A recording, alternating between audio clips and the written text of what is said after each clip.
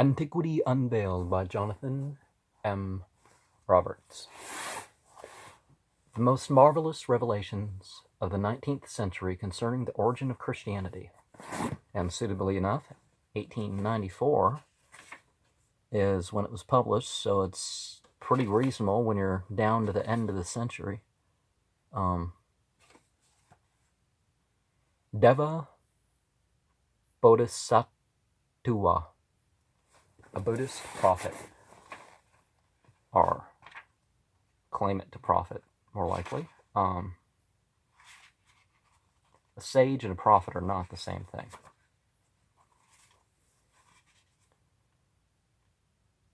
Sahib, I salute you. In all things pertaining to the spirit and mortal life, experience must be the guide and reason and teacher. It is my duty as a spirit, being appointed by the highest order to come here, to tell you what I know of what are termed the Christian Gospels, more particularly those relating to what are termed Matthew, Mark, Luke, John. Here, I might go into a personal history of myself, in order that you may understand more thoroughly what I herein set forth. I am of a line of teachers, or prophets, from a Buddha down. Well, lead teacher is not the same as disciplic, as being a disciplic succession doesn't make you a prophet. Of course, the Church of Jesus Christ of Latter-day Saints, and in a way, the Catholic Church claims such about its Pope.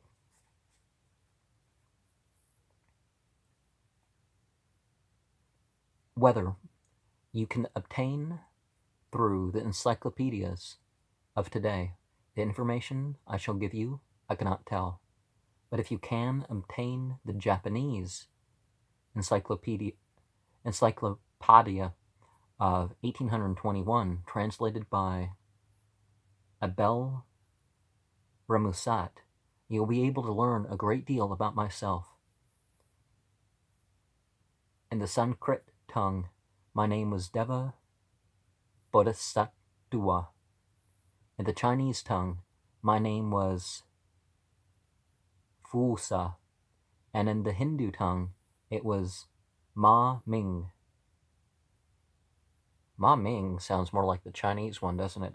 I commenced exactly as this man I'm using today, a trance medium in the Mahabharata country, and it was I who first taught in India, long before the Christian era, the metaphysical allegorical style claimed to have come from one who never existed, called Jesus of Nazareth. These Gospels were transferred to Singapore when they afterwards fell into the possession of Apollonius of Tyana. Their original names, in your modern tongue, would represent the 4 seasons, but afterwards used or misused to typify a savior of man. The origins. The originals, as understood by the Hindus, were in this way. First, the preparation of the ground, the planting of the seed, the harvest time, the gathering in, and the feast time or harvest home. This was what those books, interpreted by the aid of certain stars and what is now termed the zodiac, meant. The star in the east was simply a signal of seeding time or planting time. Now, these mysteries were used by the Hindus to show certain things according in the life of man that resemble the offices of nature, such as the infancy, youth, maturity, and old age or death of man. You see the beauty of these things when properly understood. First, the stars, then used as an almanac. Second, the seed time and harvest. And third, their analogy to the life of man. And with astrology, just as you'll see in the videos that I do that capture that subject or have done, I pretty much only do like eclipses nowadays, but you can work whatever, you can put in or take out whatever symbolism you want. So instead of letting it rule you, it's an art form.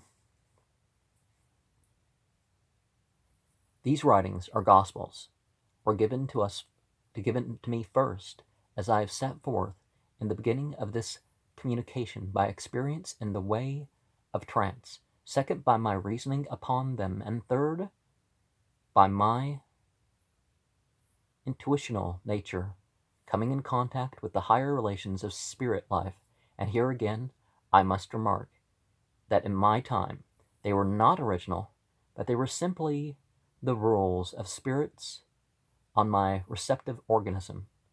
In an allegorical sense, these writings can injure no one, but when used by priests to gain power, and as they keep the key to themselves, end in enslaving the intellectuals of their fellow men. And most spiritual traditions were actually more or less, the ones that have passed down to us have more or less been in the hands of the elite. Islam was a different case, but the Bible and the narrations that were outside the Bible were kind of kept to, come to con. By experience in the way of trance, second by reasoning upon them, and third by my intuitional nature and contact with higher realms of spirit life.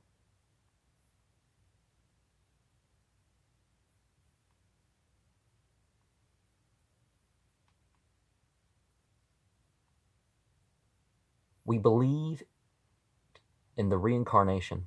We believed in the language of Buddha, that as long as there was a doctrine of virtue in the world, a good man was raised up and reestablished morality, and that this man was either Buddha himself, or that at his conception he was overshadowed by the Holy Spirit of Buddha.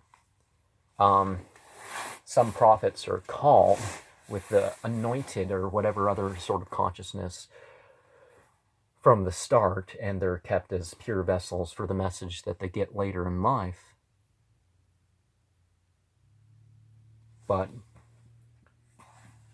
one of the perennial philosophy things is that God's not going to leave us with that grace of having the spiritual message that came through a teacher preserved enough to guide the people at the time.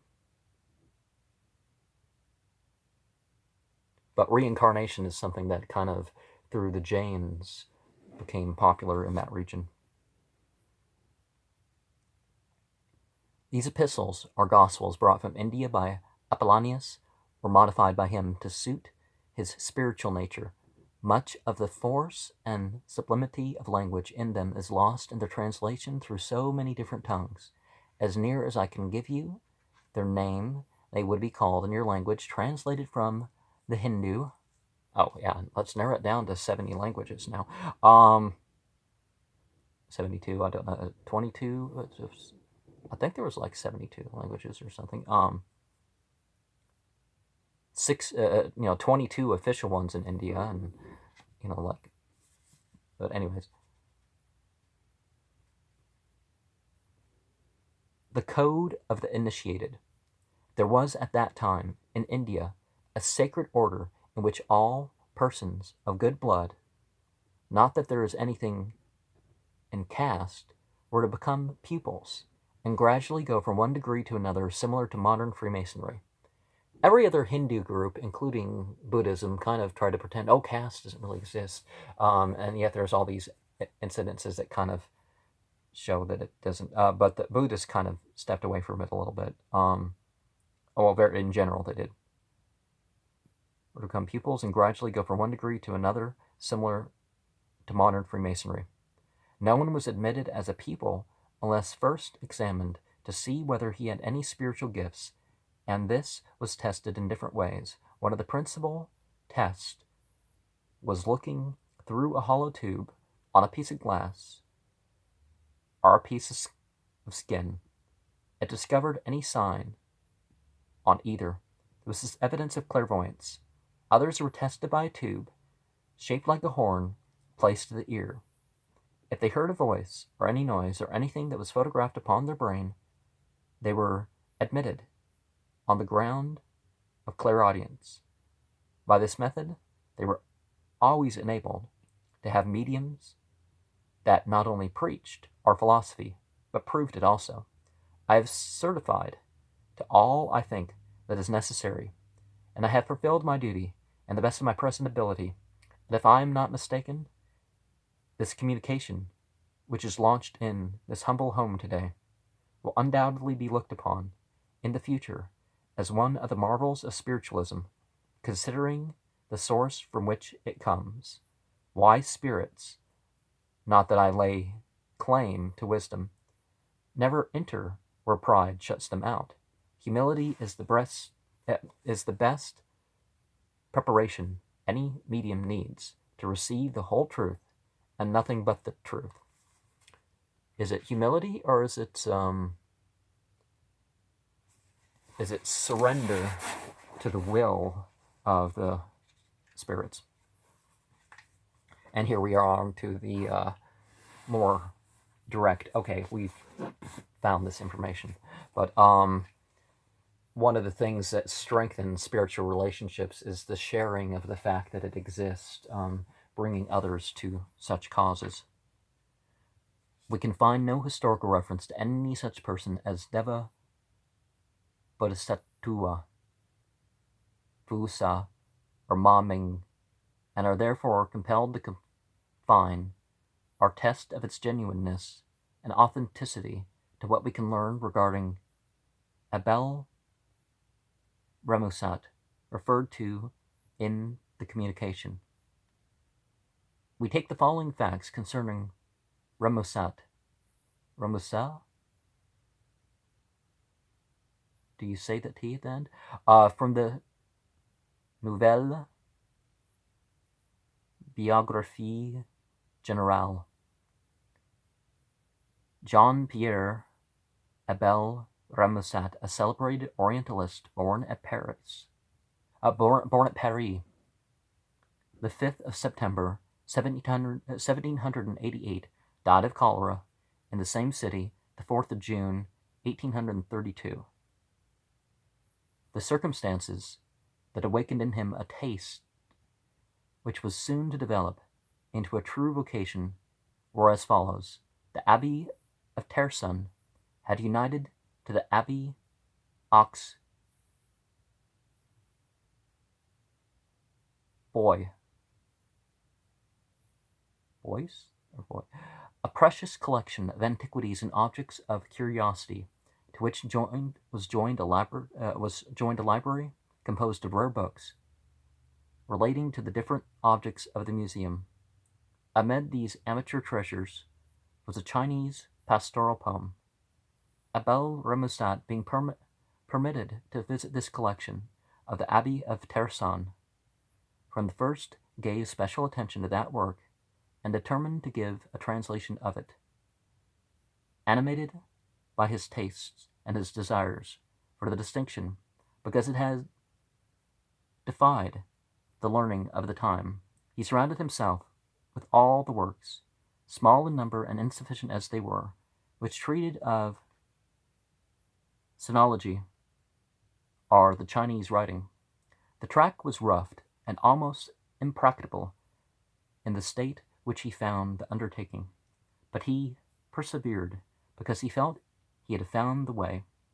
Without neglecting his profession of medicine, he found time to learn the Tartar language, copied all the alphabets he could procure, and in a manner made a vocabulary for his own use. After 5 years of labor, he published his essay on the Chinese language and literature. In doing this, he gave his attention particularly to the Chinese writing, the composition, origin, form, and a variety of characters.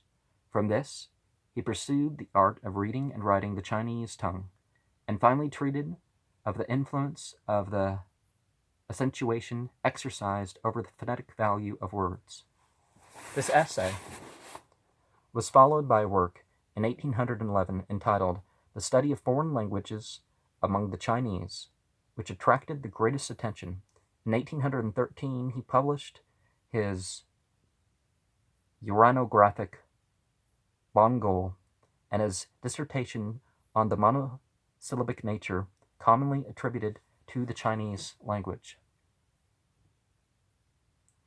On the 19th of November, 1814, he was appointed professor of Chinese in the College of France. For that time his life was devoted to the study of languages of the extreme Orient. In 1820 he made public his researches concerning the Tartar language, or memoirs on different points of the grammar and literature of the Uyghurs and Tibetans. After mentioning several other essays and works of Remusat,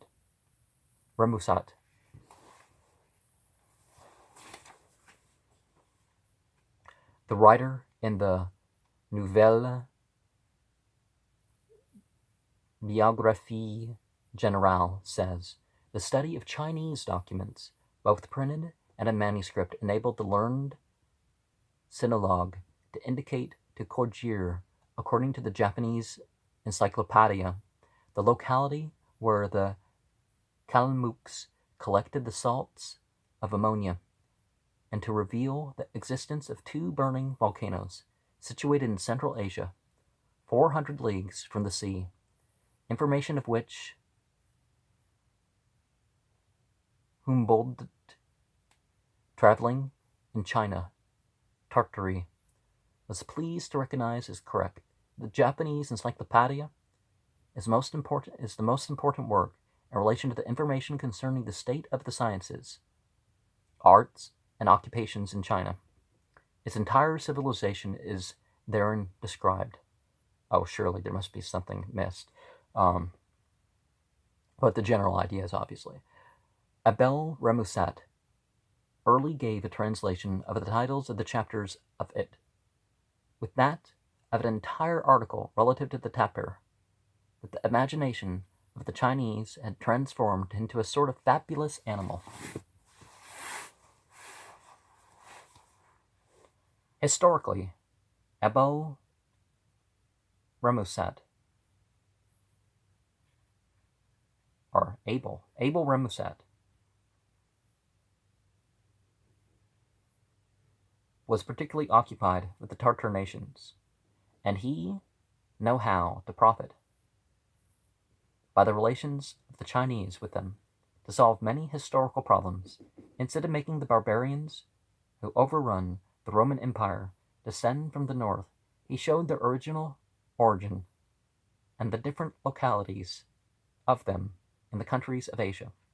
The true object of the researches of Abel Remusat concerning the religions of China was Buddhism. 3 memoirs from his pen appeared on the subject of the Journal des Savants of 1831, soon after he published his translation of the Book of Rewards and Punishments of the popular moral code. His labors on the history of Buddhism are numerous. The discovery that he made in the Japanese encyclopedia of the list of 33 first patriarchs of Buddhism, with the date of the birth and of the death of the greater number among them relative to the Chinese chronology, enabled him, at least approximately, to fix the epoch of the death of Buddha, which would have taken place 950 years before Jesus Christ. One of the centers of Buddhism was Rattan, which also became a center of civilization. Abel Remusat translated the history of that city. It was at this period that the Pentagiot Dictionary, called by the author of the Summa or Whole of Buddhism, was conceived. The translation of that collection, undertaken by Abel Remusat and E. Burnouf, was only begun. The former of these savants also indicated to translate the journeyings of the religious votaries of China, going on pilgrimages to visit the places consecrated by the Buddhistic legends. Death surpassed him, so to speak, with pen in hand. Such was the learned Oriental scholar to whom the Hindu spirit prophet was referred. Not referred, referred. No was. Whether this Buddhistic patriarch, either under the name of Deva Bodhisatoua, or Fusa, or Ma Ming, was found recorded in the line of patriarchs of Buddhism by Remusat in the Japanese Encyclopedia or not, we cannot tell.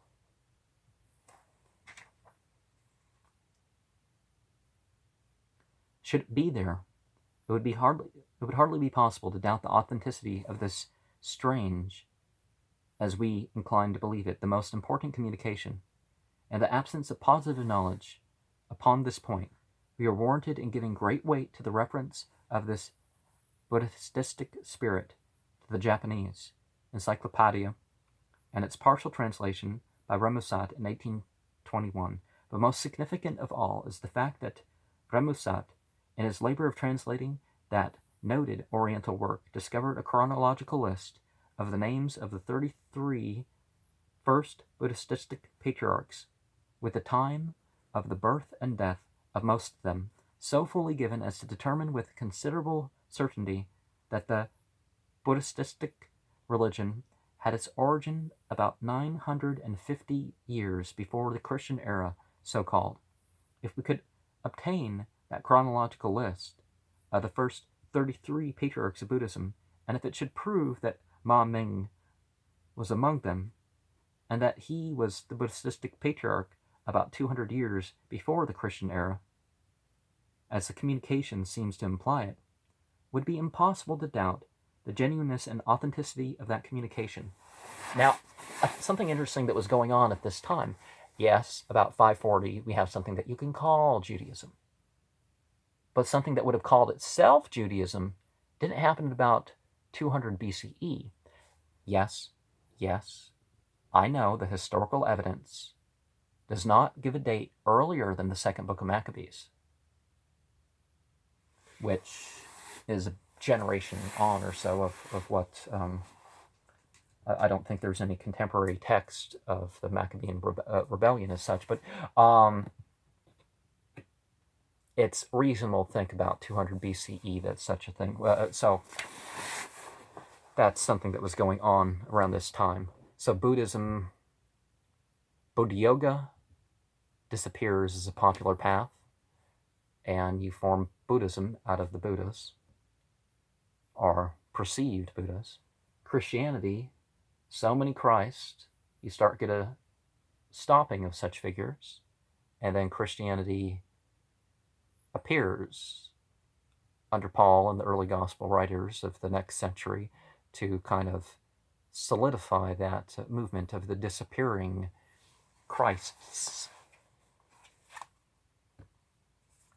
We will now proceed to analyze this very remarkable communication, when the indirect evidence of its authenticity will become almost irresistible. The Spirit tells us that he was a trance medium, and that under the control of spirits he wrote several books, that they were written in the Mahabharata country, which we understand to mean in that portion of India where the Vedic poem, the Mahabharata, what is it, like 83,000 verses,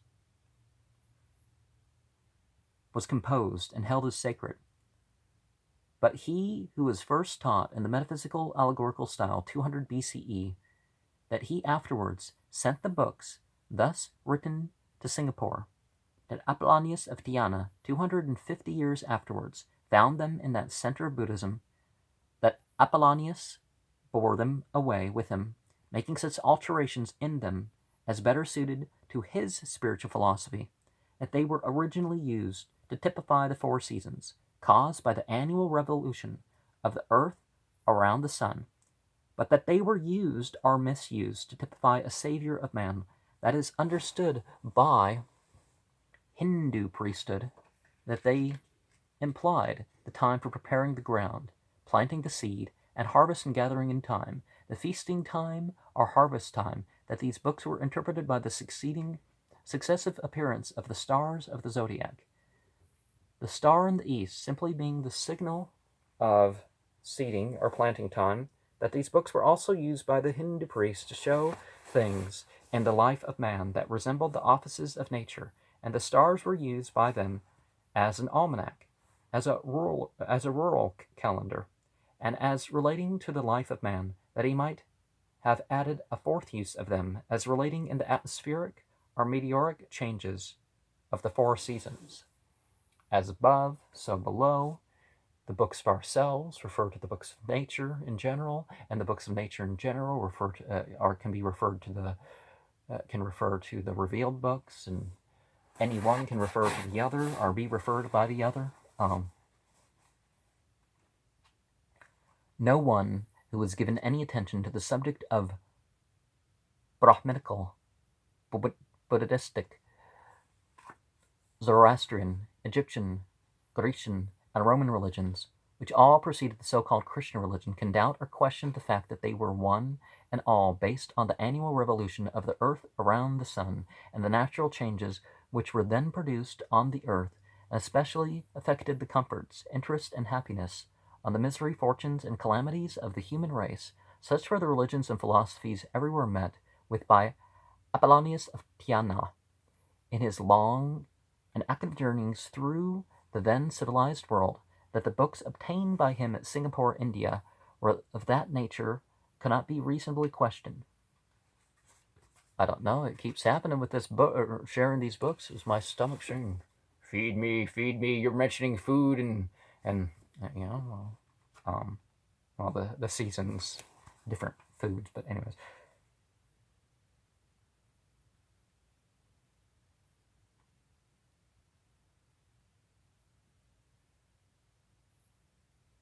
Around the sun, and the natural changes which were produced by the earth, which specially affected the comforts and interests, happiness, or misery, fortunes, calamities of the human races, religions, philosophies, everywhere with that the books were obtained by him at Singapore, India, were of that nature cannot be reasonably questioned. One of the things that can be questioned is like, who's this Paul, Matthew, Mark, Luke, and John? If they're third generation, we don't really know about them. We don't know where they got their information, yet we're supposed to accept very literally what's in them, according to various church leaders. Why is that? But more historical books, oh, no, we've got to reject that because it differs. It's like, why? Those Buddhistic books were afterwards written, as has been alleged, by the spirit of Ulfilas, bishop of the Goths, and Apollonius himself, in the Hebraic Samaritan tongue, the written language of his native country. They were afterwards copied by Hegesippus in the same tongue, and from the copy of Hegesippus, Ulfilas made his translation into the Gothic tongue. The Gothic Bible of Ulfilas is sufficiently extant today, and the Codex Argenteus, to show that it is identical with the canonical books of the New Testament. We have thus, well, there's so many differences. Just like every new language brings in new differences. I'm sure I could prove that to you if this was, if I spent enough time with it, that there were differences. We have thus a direct connection between the Gothic Bible of Ulfilas and the Hindu writings brought from India by Apollonius. The singularly disclosed transmission of the Hindu theology to Europe seems to be fully confirmed by the otherwise meaningless decorations of Christian churches and the ceremonial mummeries of the Christian hierarchies, which are identical with the decorations of the caves and temples of India, and the feasts and